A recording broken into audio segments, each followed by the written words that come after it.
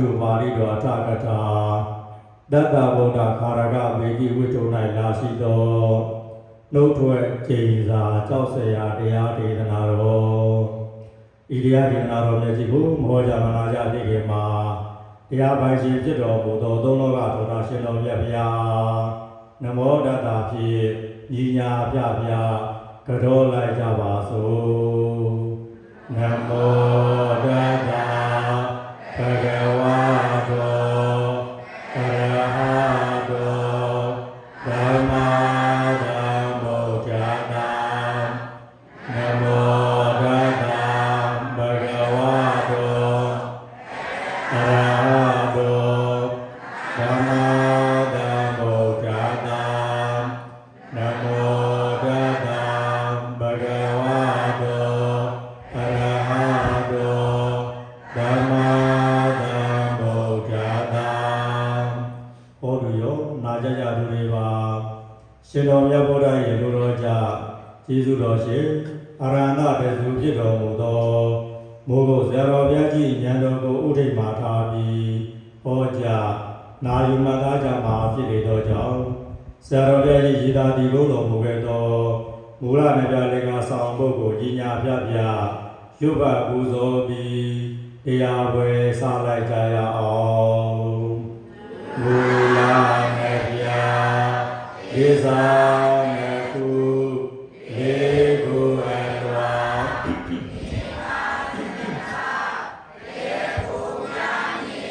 ဘုဝါ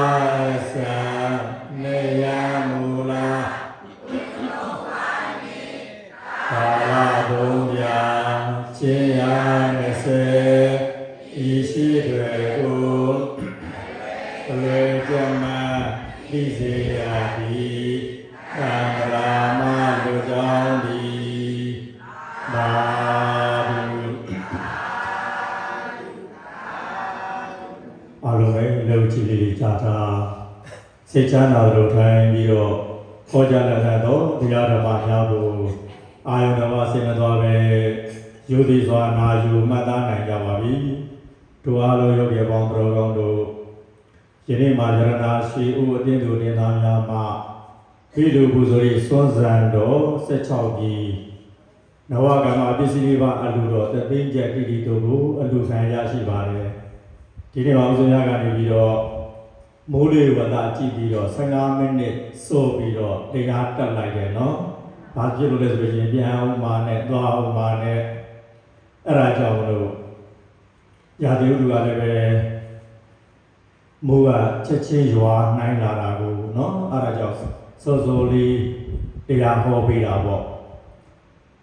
ဒီနေ့ရကဘာလဲဆိုလို့ရှိရင်သူတော်ကောင်းတို့စကားတွေပြောတဲ့အခါမှာစကားကတော့လူဘဝရောက်လာပြီဆိုလို့ရှိရင်နေတဲ့လူမအပကြံတဲ့ပုဂ္ဂိုလ်တွေကစကားတွေပြောမှလားမပြောဘူးလားပြောမှာစကားကတော့ပြောမှာပဲเนาะအဲ့လိုစကားတွေတယောက်နဲ့တယောက်ပြောတဲ့အခါမှာတတိတိလေးထားဖို့ပေါ့เนาะတတိတိလေးထားဖို့စင်ကြင်မှုအဲ့လိုတဲ့စကားတစ်ခွန်းတစ်ခွန်းပြောလိုက်ပြီဆိုလို့ရှိရင်အဲ့ဒီကိုပြောလိုက်တဲ့စကားလုံးတွေကကိုပြန်ရမယ်ကံတရားတွေဟောပါလိမ့်လေကိုပြန်ရမယ်ကံတရားတွေတဲ့ကိုကတော့အမှုမဲ့အမတ်မဲ့ပြောလိုက်တာပဲသို့တော့ကံတရားမှာအမှုမဲ့အမတ်မဲ့ရေလို့ရှိရလားမရှိဘူးကံတရားကအမြဲတမ်းနဲ့မှတ်ထားတာတော့အမတ်တရားအနေနဲ့ကံတရားကမှတ်ထားတာဒါကြောင့်သာသမီလည်းပဲစကားပြောမိတ်ဆွေခင်မုန်းလည်းပဲစကားပြောကြံတဲ့ပုဂ္ဂိုလ်တွေနဲ့တန်ငယ်ချင်းတွေနဲ့ပဲစကားပြောကိုပြောလိုက်တဲ့စကားလုံးကိုထွက်ခွာသွားတဲ့ဟောဒီစကားလုံးမှန်တယ်များဟာကိုပြန်ရမယ်ကံတရားတွေလို့မှတ်ပါနော်ဤဒါကြောင့်နဲ့စကားကတော့မပြောအောင်ကိုပြောရမှာပဲသို့တော်လည်းပဲတစ်ခါတည်းရမှာဟောဒီပါဇက်ကနေပြီးတော့ကိုယ်တိုင်ကြမ်းတမ်းတဲ့စကားလုံးတွေပြောဆိုတတ်တယ်အဲ့လိုပြောဆိုတတ်တဲ့အခါမှာကြမ်းတမ်းတဲ့စကားလုံးတစ်လုံးပြောလိုက်ပြီဆိုလို့ရှိရင်ဂုံတော်နှစ်ခါပွားပါကြမ်းတမ်းတဲ့စကားလုံး၄လုံးပြောလိုက်ပြီဆိုလို့ရှိရင်ဂုံတော်၈ခါပွားပါ ပြောမယ်ဆိုလို့ရှိရင်ကုသိုလ်ကိုအကုသိုလ်ကိုကုသိုလ်နဲ့ပြန်ပြီးတော့ဖားပေးတာနော်လူတိုင်းပဲသူတော်ကောင်းလို့ဆိုလို့တွေကပုရုဇဉ်တွေလားအရိယာတွေလားပုရုဇဉ်တွေဆိုတာကမှားတတ်တယ်မှားနေတယ်အဲ့လိုမှားတတ်တဲ့ပုရုဇဉ်မှားနေတဲ့ပုရုဇဉ်ကြီးအမှားကြီးတိုင်းထားမယ်ဆိုလို့ရှိရင်ကိုယ့်ရဲ့ဘဝဟာကံတရားတွေကကံစုမှုပေါ်ကျသွားမယ်နော်အဲ့လိုတစ်ခါတည်းမှာအမှတ်မတင်မှားလိုက်တဲ့အမှားတစ်ခုပေါ်မှာနောင်တပြီးမရဘဲနဲ့အကုသိုလ်တစ်ခါလုပ်ရင်ကုသိုလ်နှစ်ခါလုပ်အကုသိုလ်နှစ်ခါလုပ်ပြီးရင်ကုသိုလ်သုံးခါလုပ်အဲ့လိုအကုသိုလ်ရဲ့အစာကိုကုသိုလ်နဲ့ပိတ်ပေးရမယ်အကုသိုလ်ပြုပြီးရင်ဘာနဲ့ပိတ်ပေးရမလဲကုသိုလ်နဲ့ပိတ်ပေးရမယ်ဉာဏ်တရားနဲ့ပိတ်ပင်နိုင်ရင်တော့အကောင်းဆုံးပေါ့နော်သူတို့ကတော့ဘယ်ကံကြီးပဲဖြစ်ဖြစ်ပေသာနာရိယကံကြီး၅ပါးကလွဲလို့ကျန်တဲ့ကံကြီးနော်သူ့အတက်ကိုတတ်ခဲ့မယ်သူ့စာကိုပို့ခဲ့မယ်စသည်ဖြင့်ဘယ်ကံပဲဖြစ်ဖြစ်အဲ့ဒီကံကြီး၅ပါးကလွဲပြီးဟိုဒီဉာဏ်တစ်ချက်ကဖြီးဖြောက်နိုင်တယ်ကြည်အောင်ဟောသူတို့ကတော့အကျိုးပေးခွင့်မရအောင်ပြုလုပ်နိုင်စွမ်းရှိတယ်ဒါကြောင့်ကျေးဇူးရှင်ဘုရားဆရာတော်ဘုရားကြီးကဝိပဿနာဆိုတာကဝိပဿနာစားတလေးလေးနဲ့အကုန်လုံးကြည်ပါတယ်ဒါကြောင့်အားထုတ်ကြပါနဲ့မတိုက်တုံဘူးလားတခြားလားအရေးကြီးလို့လားဘုရားကောင်းလို့ဆိုတော့ကံတရားတွေကအများကြီးပြုလုပ်ထားတဲ့ကံတရားတွေပြောဆိုထားတဲ့ကံတရားတွေကြံစည်ထားတဲ့ကံတရားတွေကအများကြီးရှိတယ်အဲ့ဒီကံတရားတွေကိုအကုန်လုံးနိုင်အောင်ကုသိုလ်တရားကတာဝန်မယူနိုင်ဘူးပေါ့ဘာလို့တာဝန်မယူနိုင်လဲဆိုလို့ရှိရင်ကိုယ့်ရဲ့တဏ္ဍာမှာကုသိုလ်ဖြစ်တာနဲ့အကုသိုလ်ဖြစ်တာဘယ်ဟာများလောက်မလဲဘာကြောင့်လဲဆိုလို့ရှိရင်ပုထုဇဉ်ရဲ့စိတ်ကြီးလွတ်ထားတဲ့အတွက်ကုသိုလ်ဖြစ်ခွင့်နဲ့အကုသိုလ်ဖြစ်ခွင့်ပို့ပြီးတော့များတယ်နော်ဥပမာလူတယောက်ကိုကြည့်လိုက်ပေါ့အဲ့ဒီလူတယောက်ကိုကြည့်လိုက်တဲ့အခါမှာအဲ့ဒီလူကကိုယ့်ရဲ့သားနေပြီဆိုလို့ရှိရင်အိတ်ဓာစိတ်ကြီးမစ္စရိယစိတ်ကြီးတပွားပွားနဲ့ပေါက်လာတယ်အဲ့ဒီပုဂ္ဂိုလ်ကိုကြည့်ပြီးတော့ငါလည်းပဲသူလိုဖြစ်အောင်ကြိုးစားမယ်နဲ့ငါလည်းပဲသူလိုကံကောင်းအောင်လုပ်မယ်ဆိုတဲ့စိတ်ကနေတယ်နော်ဒါကြောင့်နဲ့စကလုံးတွေကတော့မတိမချင်းပြောရမှာပဲအဲ့လိုပြောလိုက်တဲ့စကလုံးတွေရဲ့နောက်မှာတတိတွေထားကြပါတတိများမထားဘူးဆိုလို့ရှိရင်ဟောဒီထွက်လာလိုက်တဲ့စကလုံးမှန်တယ်များဟာကိုရရှိမဲ့ကံတရားတွေကြီးပဲငါကတော့ဥပ္ပလင်းလေးပဲပြောတတ်တာငါကတော့ဒေထုပဲပြောတတ်တာငါကတော့မြို့တိတ်ကိုမထားတတ်ဘူးတဲ့တချို့ကအဲ့ဒီလိုပြောတယ်တီလာဆိုတာကမြို့တိတ်ရတာပဲလုံးချင်တာကိုမလုပ်တာအဲ့ဒါတီလာပဲအခုသူတော်ကောင်းတို့၈ပါးတီလာယူထားတယ်လေ၈ပါးတီလာယူထားတဲ့အခါမှာထားပါတော့သူတော်ဘာအတွက်ကိုတက်ချင်လာပြီးရှင်လေးတစ်ကောင်ကိုတက်ချင်လာပြီးတက်ချင်လာတဲ့အခါမှာအဲ့ဒီတက်ချင်နေဆိုတဲ့စိတ်ကအကုသိုလ်စိတ်အဲ့ဒီအကုသိုလ်စိတ်ရဲ့နောက်မှာငါဒီနေ့တီလာယူထားပါလားအဲ့ဒါတွေကအတိညာဉ်လေးဝင်လိုက်တာ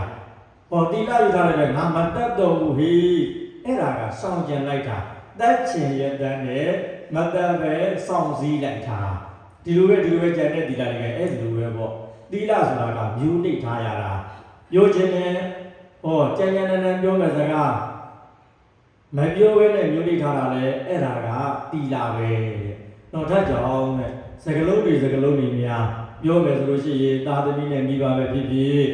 မိတ်ဆွေဆွေမျိုးတွေပဲဖြစ်ဖြစ်ဘယ်သူနဲ့ပဲပြောတတိထားပါဘာလို့ရမှာလဲတတိထားပါတဲ့ယရဏသုံးပါးနဲ့ပတ်သက်ရင်ပို့ပြီးတော့တတိထားရတယ်တဲ့ယရဏသုံးပါးဆိုတာဘာတွေပါလဲမိတော့မမိပါဘူးနော်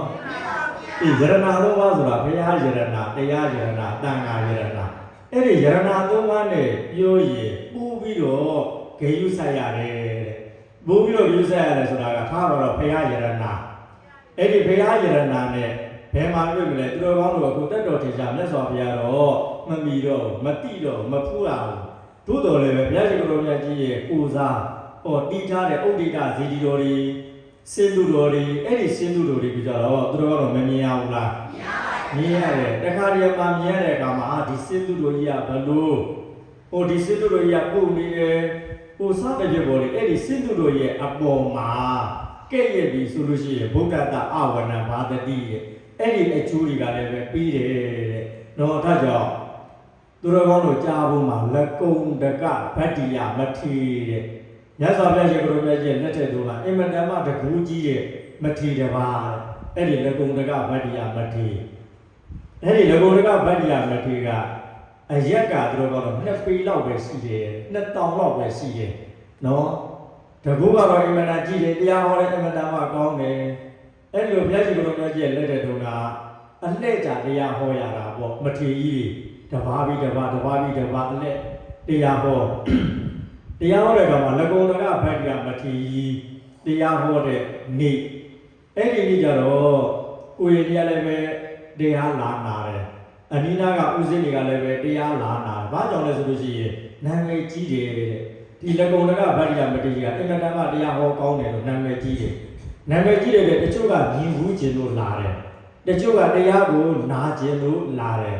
နော်အဲ့လိုလာတဲ့အခါမှာလက်ကုံတကဗတ္တိယမထေကမြတ်ကြီးရတယ်ပဲမထေမရှားအတွင်နဲ့တရားပွဲတွေကိုကြွလာတယ်ရက်တော်လေးကဲရက်တော်လေးထမ်းပြီးတော့ကြွလာတဲ့အခါမှာပိဋကအစွန်ရောက်ပိဋကအစွန်မှာကိုရင်လေးရှိတာပေါ့ကိုရင်လေးထိုင်နေတယ်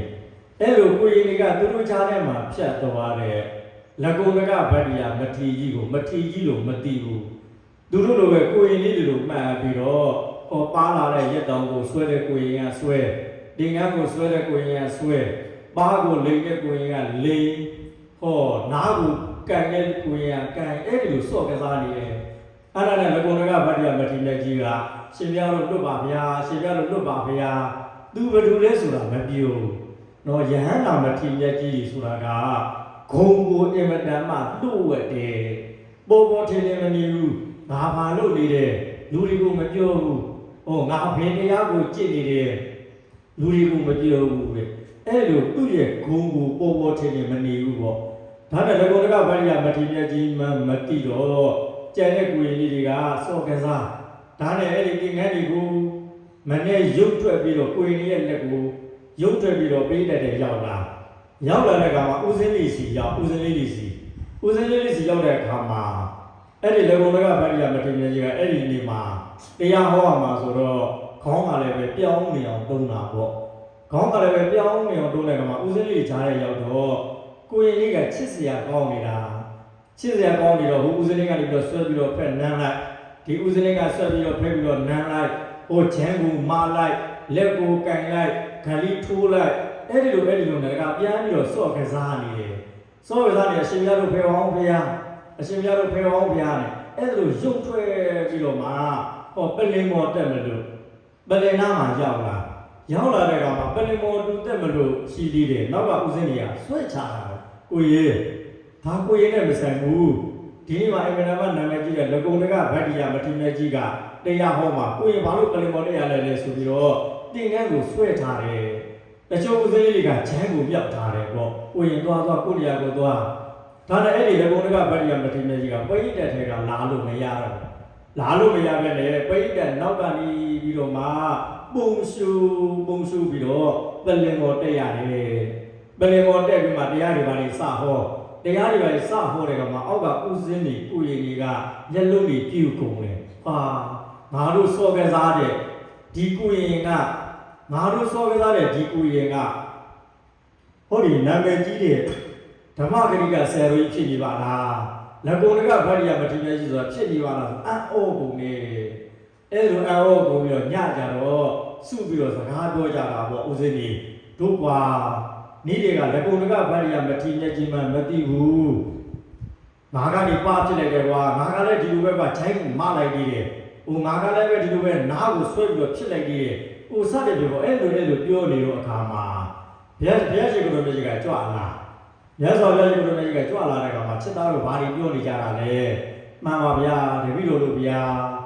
ညဒီကလက်ကုံတကဗတ္တိယမထေမြတ်ကြီးရဲ့အကြောင်းကိုပြောနေတာဗျာ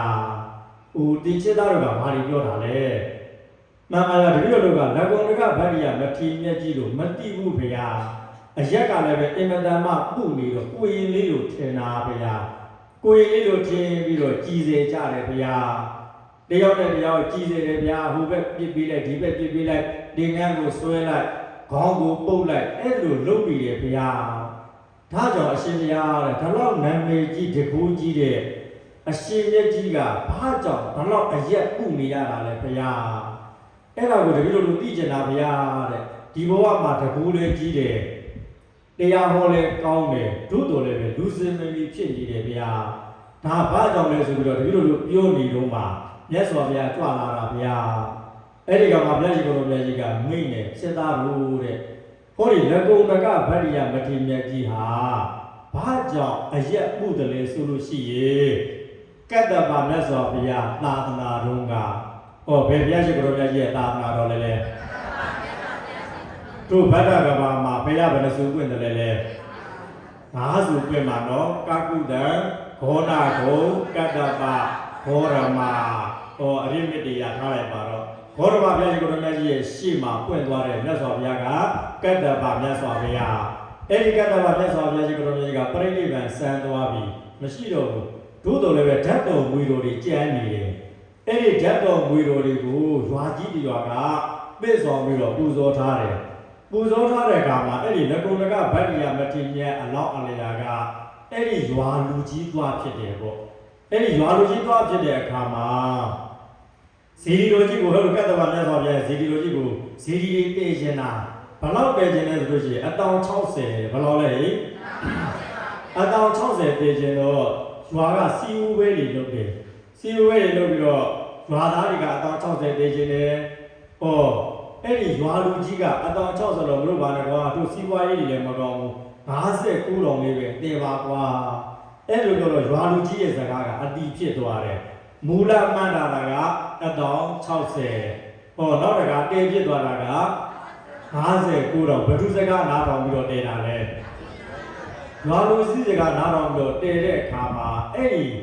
မှန်းထားရဲ့နဲ့မှန်းထားတဲ့အတောင်60တဲ့ရော့ပြီးတော့တည်တဲ့အတွေ့ဟောအရက်ပူတာ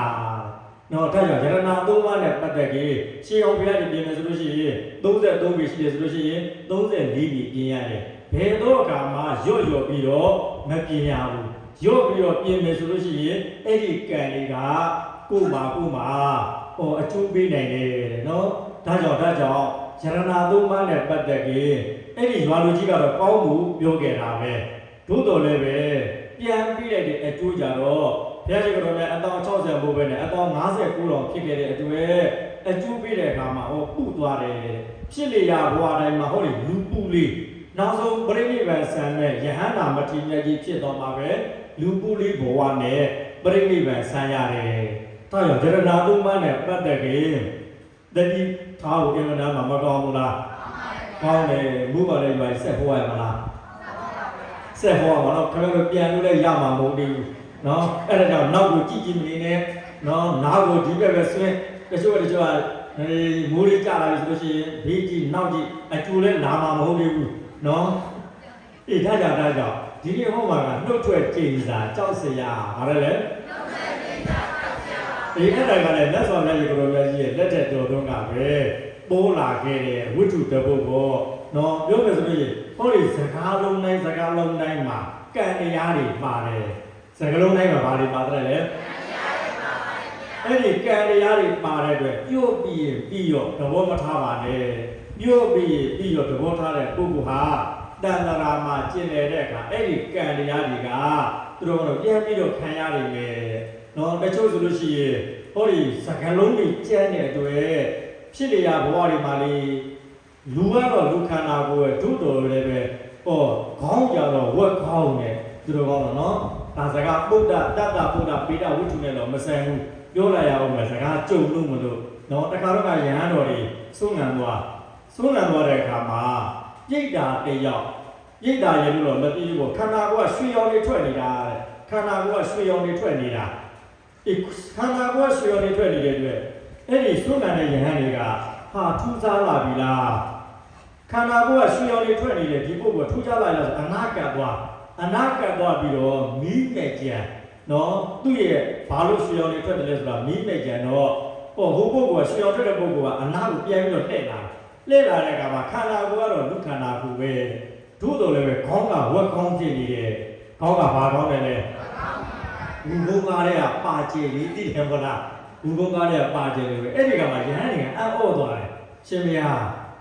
ဟောရဟန်းတွေကအံ့ဩသွားတယ်အိုးအသိခန္ဓာကိုယ်ကရွှေရော်တွေတောက်ပါနေတဲ့ဒါလူခန္ဓာကိုယ်တို့တော်လည်းပဲခေါင်းကကြတော့ဝက်ကောင်းကြီးဖြစ်နေတယ်ဒါဘာကြောင့်လဲအဲ့လိုပြတဲ့အခါမှာအဲ့ဒီပုဂ္ဂိုလ်ကဘာပြန်ပြောတယ်ဆိုတော့အရှင်ဘုရားတို့တဲ့တပည့်တော်ကအရှင်ဘုရားတို့လိုပဲဗျာလူဘဝမှာလူသားဖြစ်ခဲ့တယ်ဗျာလူသားဖြစ်ခဲ့တဲ့အခါမှာမြတ်စွာဘုရားရဲ့ကိုယ်တော်မြတ်ရဲ့ကြောင်းကိုတွားရင်ဒီလိုဒီပစ္စည်းအမြဲတမ်းလဲတယ်ဗျာ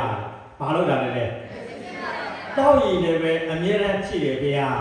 တပည့်တော်ရဲ့ကံကကြောင်းကိုရောက်တိုင်းဒီပစ္စည်းအမြဲတမ်းလဲတယ်ဗျာ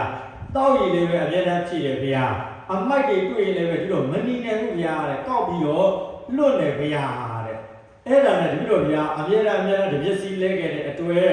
တောက်ရည်တိုးရည်တီးခဲ့တဲ့အတွက်တပည့်တော်ရဲ့ခန္ဓာကိုယ်ကရွှေရောင်ပေါက်နေတာဘာရောင်ပေါက်နေတာလဲခင်ဗျားတို့ခန္ဓာကိုယ်နဲ့ရွှေရောင်ပေါက်ချင်လားဥမဲရောင်ပေါက်ချင်လားမဲဘာရောင်ပေါက်ချင်လားလဲ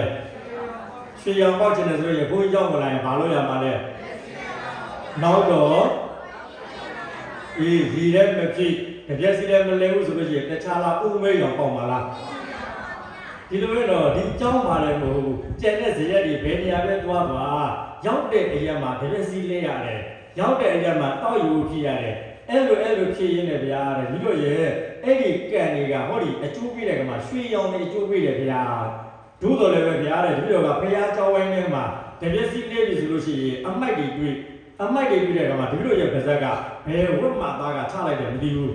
ဘယ်ဝတ်မှသားကဒီလိုအမိုက်တွေပြစ်လိုက်တယ်မသိဘူးတပည့်တော်ရဲ့ပါဇက်ကဗျာတဲ့မနေနိုင်ဘူးဗျာတဲ့အကျင့်ဝတိကိုပါနေတာဗျာတဲ့လက်ကတော့ကုသိုလ်လုပ်တာပဲဗျာတဲ့တပည့်စီတွေတဲနေတာတို့တော်လည်းပဲတပည့်စီလဲရင်းနဲ့ဘယ်ဝတ်မှသားကခိုးဒီလိုအမိုက်တွေချလိုက်တယ်မသိဘူးတခါတည်းတော့ဗျာရေဖြစ်ဆိုလို့ရှိရင်အဲ့လိုပဲဗျာရေဖြစ်ဆိုလို့ရှိရင်တပည့်တော်ရဲ့ပါဇက်ကဝတ်မှသားတွေတောက်ပြီးဖြစ်ကြမဖြစ်ချင်ဘူးဝတ်မှသားတွေတောက်ပြီးဖြစ်ကြမဖြစ်ချင်ဘူးတပည့်တော်ရဲ့ပါဇက်ကအဲ့ဒီလိုပြောတာဗျာဒါကြောင့်ခန္ဓာကိုယ်ကကုသိုလ်လုပ်တဲ့အတွက်ရွှေရောင်တောက်ပါတယ်ဖေယားပါဇက်တွေကိုမစောင့်စည်းတဲ့အတွက်ဟောဒီဝက်မျက်နာကြီးပေါက်နေတယ်ဖေယားဒါကြောင့်ခင်ဗျားတို့လည်းပဲကိုသွားရမယ်ဘဝအိုးပြက်မယ်ဘဝဆက်ရင်ဆက်ကြပေါ့ခွေသားတို့နွားသားတို့ခွေသားနဲ့ဆက်ရင်ခေါင်းကခွေးကောင်းဖြစ်မှာပဲနွားသားနဲ့ဆက်ရင်ခေါင်းကနွားကောင်းဖြစ်မှာပဲစိတ်သားနဲ့ဆက်ရင်ခေါင်းကစိတ်ကောင်းဖြစ်မှာပဲတတ်တော့ခွေးကောင်းကြက်သလားနွားကောင်းကြက်သလားစိတ်ကောင်းကြက်သလားအပြောကတော့လွမ်းတော်ဆရာပြားမှာပြောရင်ပြောချင်တာစွတ်ပြောရတယ်နော်ဒါကြောင့်လည်းဒီဝိတ္တုတွေကအင်မတန်မှသတိထားစရာကောင်းတယ်ကုသိုလ်တော့လုပ်ပါတယ်ဗျာတဲ့ကုသိုလ်တော့လုပ်တယ်ဗျာကုသိုလ်လုပ်တယ်ပဲကုသိုလ်ရဲ့အကျိုးကပြီးကူပြီးတယ်သူတော်ကောင်းလို့ကုသိုလ်ရဲ့အကျိုးကပြီးတယ်လို့ပဲဟောဒီပါဇက်ပြားကထွက်လာတယ်စကလုံးတွေကလည်းအကျိုးမပေးဘူးလားဟောကုသိုလ်ရဲ့အကျိုးကပြီးတဲ့အတွက်ဒီပစ္စည်းလေးတဲ့အတွက်ရည်ဝန်းတည်ဖြစ်တဲ့အတွက်ခန္ဓာကိုယ်ကဘာရောင်ထွက်နေတယ်လဲဝတ်မှသားလို့ဆဲခဲ့တဲ့အတွက်ခေါင်းကဘာကောင်းဖြစ်နေတယ်လဲပဋိဌာန်းကိုမလိုဘူးလားကျိုးတို့ခင်ဗျားတို့လည်းတစ်ခါနေရာဒီလိုပဲတော့ကုသိုလ်တွေလုပ်ပြီးဆိုလို့ရှိရင်လေရှေ့ရပုဂ္ဂိုလ်ကိုအပြစ်တင်တတ်တယ်အပြစ်မြင်တတ်တယ်ငါကွာဒီလောက်လုပ်နေရရှေ့ရပုဂ္ဂိုလ်ကဘယ်လိုဖြစ်တယ်ညာလိုဖြစ်တယ်မလုပ်ပါနဲ့ကုသိုလ်လုပ်ရင်ကုသိုလ်ရအောင်လုပ်ကုသိုလ်ထဲမှာအကုသိုလ်အယောမခံနဲ့နော်အခုဒီပြိတ္တာကြီးကကုသိုလ်တဝဲအကုသိုလ်တဝဲကုသိုလ်ထဲမှာဘာကံရောနေတယ်လဲအဖြူကံထဲမှာဘာကံရောနေတယ်လဲအမေကရောနေတယ်တော့ဒါဥစ္စာတို့ဘုရားဘာသာကြီးအများကြီးဖြစ်တတ်တယ်လောက်တာကတော့ကုသိုလ်ပဲဒုတော်လည်းပဲအဲ့ဒီကုသိုလ်ထဲမှာအကုသိုလ်တွေရော့နေတတ်တယ်ဒါကြောင့်ဟောဒီခန္ဓာကိုယ်ကလည်းပဲရွှေရောင်တောက်ပါသလိုမျက်နာကလည်းပဲရွှေရောင်တောက်ပါအောင်ကြိုးစားပါခန္ဓာကိုယ်ကလည်းပဲလှသလိုမျက်နာတွေကလည်းပဲမြင်လိုက်ရင်ရှုခြင်းစရာငေးခြင်းစရာဖြစ်အောင်အဖြူကံထဲမှာအမဲကံများအယောမခံကြပါတယ်နော်ဒါကြောင့်ပြောလိုက်တဲ့စကားလုံးတိုင်းကိုတတိထားပါတခြားအချိန်ရဲ့ကုသိုလ်လုပ်တဲ့အချိန်ဆိုလို့ရှိရင်ပို့ပြီးတော့တတိထားပါကုသိုလ်လုပ်တဲ့အချိန်ဆိုလို့ရှိရင်အကုသိုလ်ကဝင်လာတတ်တယ်ဘာမှမလုပ်ခင်ဘာမှဝင်မလာဘူးကိုကဂုံတော်ပဋိရိယစိတ်ကြီးဆိုလို့ရှိရင်အိတ်ချင်လာရတာနဲ့တန်းလာရတာနဲ့နော်ပုံမှန်ဆိုလို့ရှိရင်စကားပြောနေရရင်အတင်းနေပြောနေရရင်တဏှာကြီးကြာလို့မကြောက်ဘူးတရားရင်းများထိုင်ပြီဆိုလို့ရှိရင်နော်ခန္ဓာကိုယ်ကဘာဖြစ်ရတာနဲ့ညာဖြစ်ရတာနဲ့မပြေရင်ပဲလီဖြတ်ပြီးတော့မှလိုနဲ့ နော်ကောင်းတာလုပ်ရင်ပူးပြီးတော့အဖြတ်ဝင်နေနော်မကောင်းတာလုပ်ရင်ဘာအဖြတ်မှမဝင်ဘူးဘာကြောင့်လဲဆိုရင်မကောင်းတာကသူတို့တို့တောင်ပေါ်ကနေကြာလာတဲ့ကြောက်တုံးလိုပဲလေလမ်းမှာအစီအသားရှိရလားဟိုတုံးတပြုံပြုံကြာလာမှာပဲဒီအကုသိုလ်ကဒီလိုပဲအကုသိုလ်ကငရဲကိုတုံးတပြုံပြုံစီးကြာလာမှာနော်အခန့်မလို့ကုသိုလ်လုပ်ပြီဆိုလို့ရှိရင်တောင်ပေါ်မှာကြောက်ခဲ့တင်လို့ပဲတတိချင်းတင်ရတာနော်ဒီလိုပဲလူမှာအကုသိုလ်လုပ်ပြီးအတင်းပြုတ်မယ်အဖြစ်ပြုတ်မယ်တီဗီကြည့်ပြီးဘာလို့ဆိုလို့ရှိရင်တနာကြီးကြာနှစ်နာရီကြာတခါတည်းမှာတီဗီကပိတ်သွားပြီဆိုလို့ရှိရင်အဆက်ကလေးလာပြီဆိုလို့ရှိရင်လူကစိတ်တော်လူကျင်နေတယ်ပြီးအောင်မပြရတာနဲ့ဘာနဲ့နော်အေးတရားလေးလားထိုင်ပြီးဂုံတော်လေးများပွားပြီဆိုရင်ခန္ဓာကိုယ်ကညောင်းလာတာလို့ညားလာတာလို့တစီရပဲချောက်တာလို့တရားပဲချောက်တာလို့အဖြက်ကပဲလာရတာလို့မထမ်းရွတ်တာပဲမကြိုက်တာလို့ပရင်ရွတ်တာပဲမကြိုက်တာလို့ဆက်ပြီးတော့ပဲမလုပ်ရဲတာလို့လည်းရက်တက်သွားတတ်တယ်နော်ဒါကြောင့်ကုသိုလ်အလို့ဆိုလို့ရှိရင်မရက်ပါနဲ့အကုသိုလ်အလို့ဆိုလို့ရှိရင်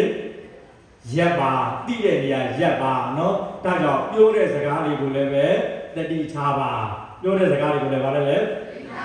အေးအဲ့ဒီလိုတတိထားပြီဆိုလို့ရှိရင်ခန္ဓာကိုယ်ကလည်းလှပါလိမ့်မယ်မျက်နှာလေးကလည်းလှပါလိမ့်မယ်အဲ့လိုတတိမထားဘူးဆိုလို့ရှိရင်ခန္ဓာကိုယ်လှပြီးတော့မျက်နှာမှာခွေးရုပ်နွားရုပ်တွေပေါက်လာပါလိမ့်မယ်တော့ဒါကြောင့်ကိုယ့်ရဲ့ခန္ဓာကိုယ်ဖြစ်လျာဘဝတိုင်းမှာလှပအောင်အပြောအဆိုတွေမှာတတိထားကြပါလို့ပြောရင်းနဲ့မိုးမရွာခင်မှာတရားသိမ့်မယ်ကံသာတို့သုံးချိန်ခေါ်